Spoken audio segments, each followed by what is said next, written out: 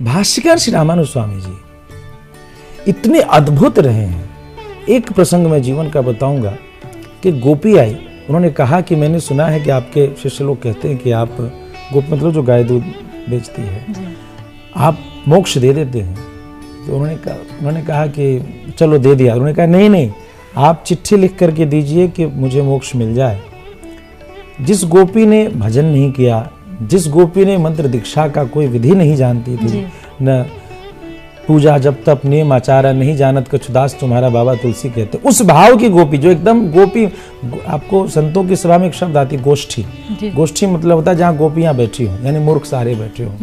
गांव के लोग शास्त्र का ज्ञान, मूर्ख मतलब ये नहीं अक्षर, शास्त्र का सम्यक ज्ञान न होना, ऐसे लोग बैठे, सामान्य लोग जिन्हें भगवान और भगवान की प्रीति ही ज्ञान मालूम है, बाकी कुछ और नहीं। ऐसी गोपी को उन्होंने कहा जाओ पत्र लिख दिया, आप मोक्ष ले लो।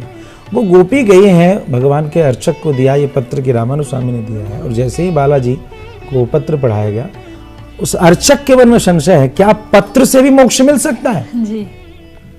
उस पत्र को पढ़ते समय जो शंकित है, तो भगवान वेंकटेश ने कहा अर्चक बाहर देखो, वो गोपी वैकुंठ को जा रही। पलट कर देखा तो वो अर्चक के साथ देख रहा है कि वो गोपी जो है वैकुंठ को जा रही है।